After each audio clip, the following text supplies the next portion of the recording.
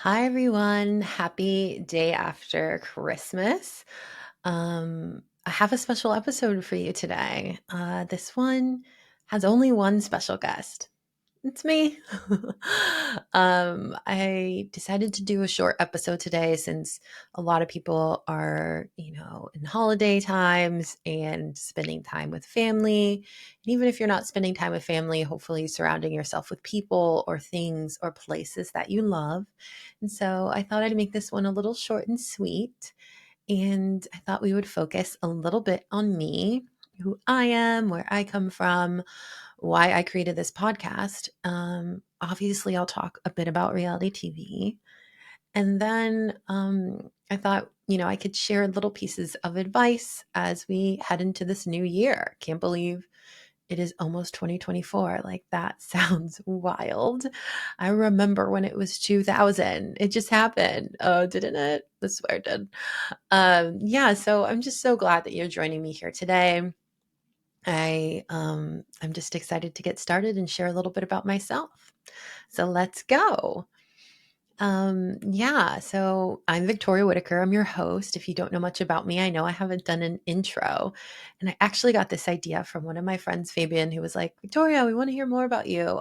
So thank you, Fabian, for listening and for encouraging me to do a solo episode.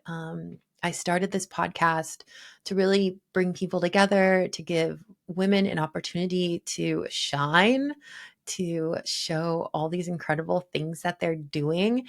And so I love highlighting them. I love talking to them. But if you know me, and one thing to know about me if you don't, is that I love to talk. So um, I will have plenty to say today about myself and about my favorite reality TV shows, and also about business and about, growing something new and doing something exciting, whatever that might be in your life. So, a little bit about myself. I'm an aunt, but in my family, we call it titi, but actually, not really in my family. It was actually because Titi Me Pregunto by Bad Bunny. I just was like, yeah, I want to be the aunt that's like calling and like, why do you have so many girlfriends? But, I'll be excited about it. But yeah, so I'm a titi and I love it. I love being an auntie to my brother has children. He has two girls, and my sister has a son. And a lot of my friends have kids too. And I definitely consider them my nieces and nephews.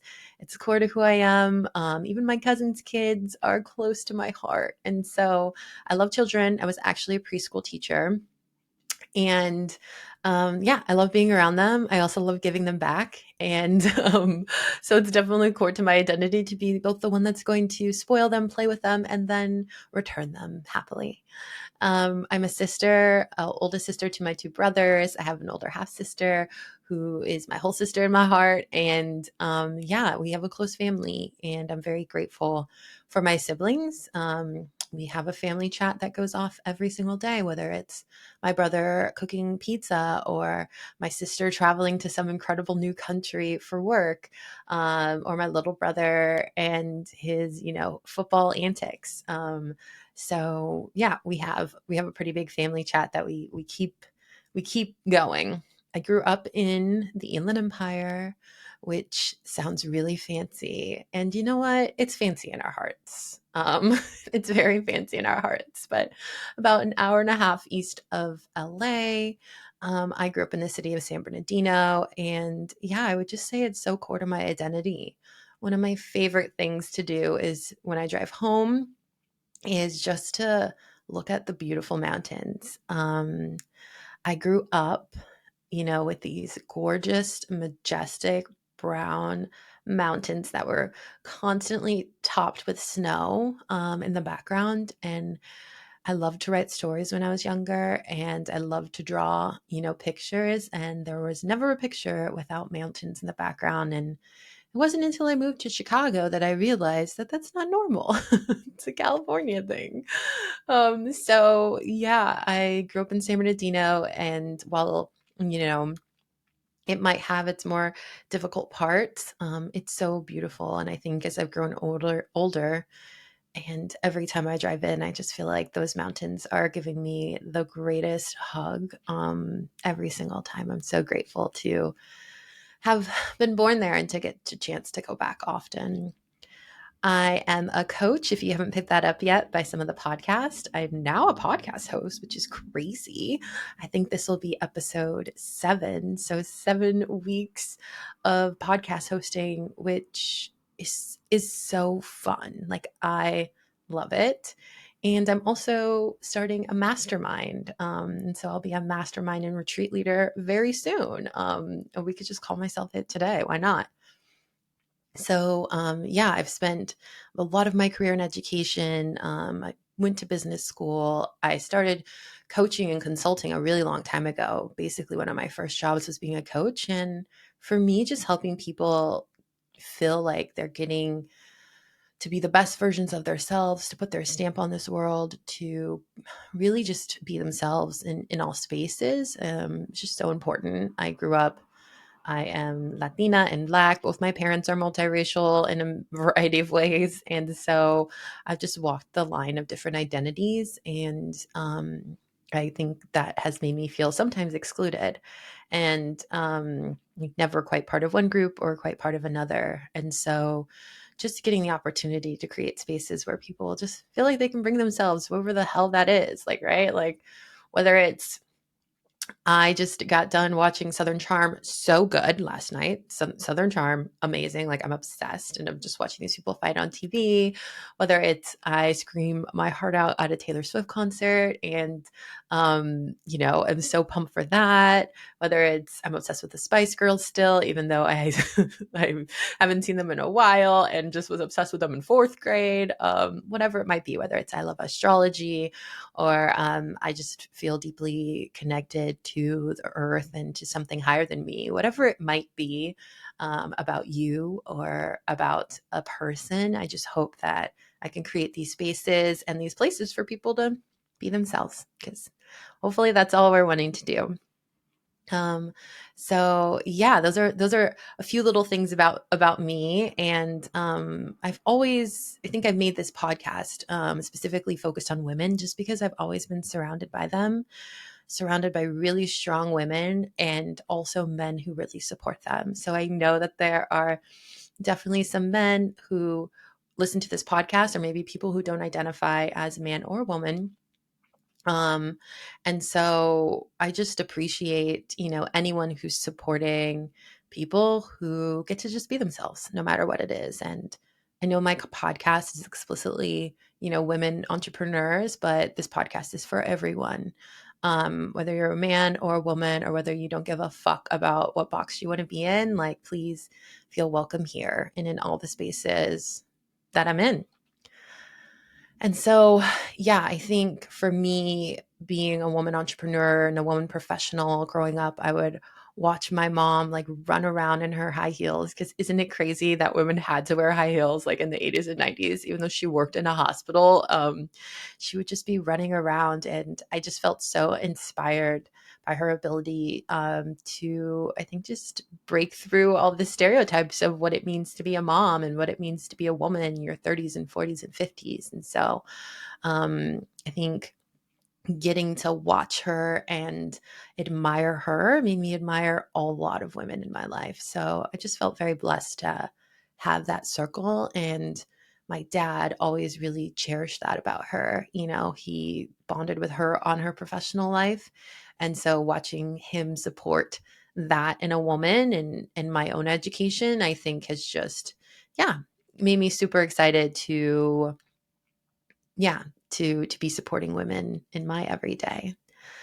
I always really one other thing about me is that I always really love to quit a job. Like, I know I'm talking about professional, but I love to quit a job. I love to be able to just move forward and do something different and leave something behind. I think most of that came from the fact that I was in the wrong jobs for a long time. But yeah, one thing to know is that I'm always moving, that I have left plenty of jobs behind.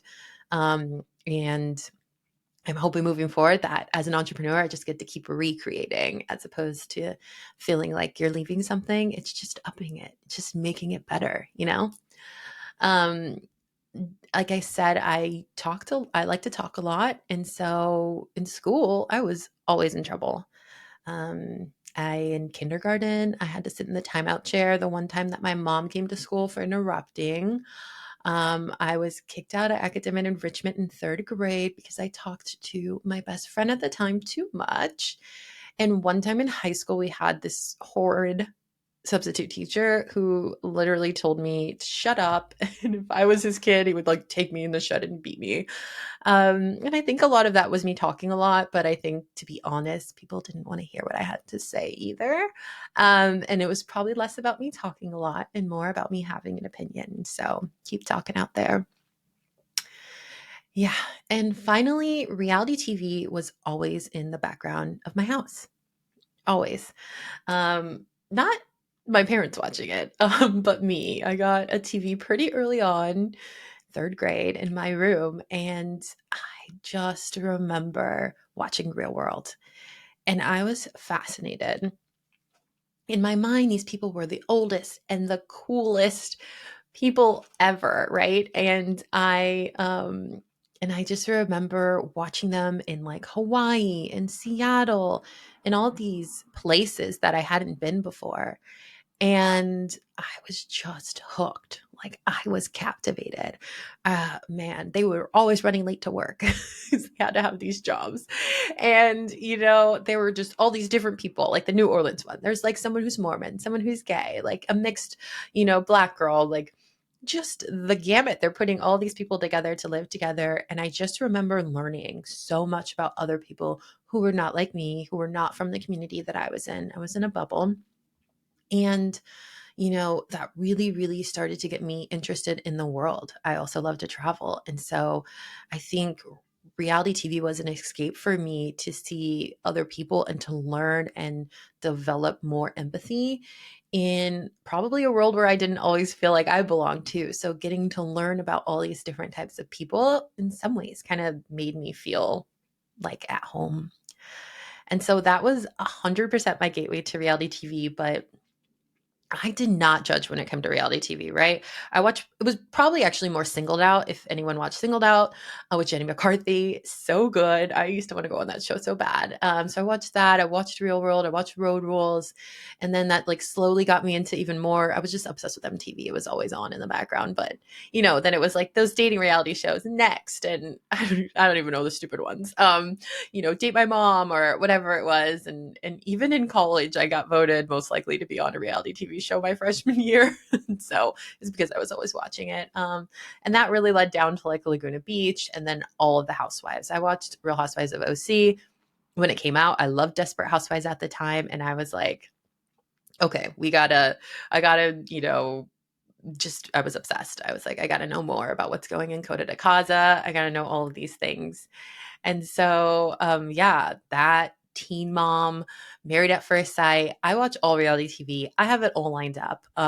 When anyone, is like, oh, let's see if we have the same reality TV show. I'm like, there is not much reality TV. Like even the old TLC days. Like, do you remember? I don't know if people watch TLC, but I would come home from middle school and there was a time I would make my own grilled chicken Caesar. I was weird. I would like go grill, like my mom had gotten a grill, I'd go grill, and then I'd come back and like make this chicken Caesar salad because the food at school was disgusting.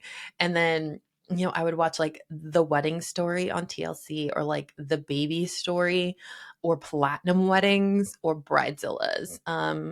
You can see I like the idea of some weddings. And so, yeah, TLC was always giving. I still watch like Sister Wives. And so I'm just literally throwing a lot of these things out to you. But the moral of the story is I watch a lot of reality TV and I deeply enjoy it. And so those were my gateways, which was everything. And, like I said, what I really take with me is this sense of empathy and understanding of other people and their stories. Like I cry on reality TV like every time I watch it. Doesn't matter. It could just be like Olivia on Southern Charm crying about, you know, getting cheated on by her shitty boyfriend, and I'm crying or, whatever it is. And I think just getting that opportunity to empathize deeply with somebody different than me and getting to be in that space. Yeah, it exposed me to all parts of the world, all types of food, like Top Chef, all sorts of different stories. And I deeply bring that into the work as into my work as I work with people. And I just think, to be honest, you just see so many similarities in people that it really helps me like feel like there's, greater humanity and a connection across this world, to people who are different than me, people who are not in my life. And yeah, I feel the part of something bigger, which is cheesy, but it's true. And so, you know, I really, I've built my business over for quite some time. And particularly, I think they can be really difficult to start something new. Um, and this podcast was something that I had an idea in maybe April about it, and I sat on it for a while. Though it was so clear to me, and it was so easy for me to think about what would happen and who would be on it and who'd be the guest and what would we talk about. I really sat on that. And so I thought I would give a little advice as we jump into the new year, and maybe there's something in your mind, like maybe you're like, hey, I've been sitting on this idea or this project or this hobby, or I've been sitting on, maybe this other team I want to move to at my work, or the city that I want to live in, or this trip that I want to take. Um, and so just I thought I'd give a few three pieces of advice as you move forward and maybe get that little thing started.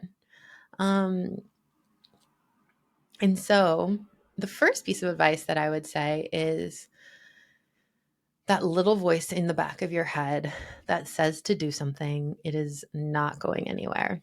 That voice is going to stay there. And you might be like, like I've been thinking about this for a few months, like I'm going to sit on it. And, if it's returning to your head, like it is truly not going anywhere.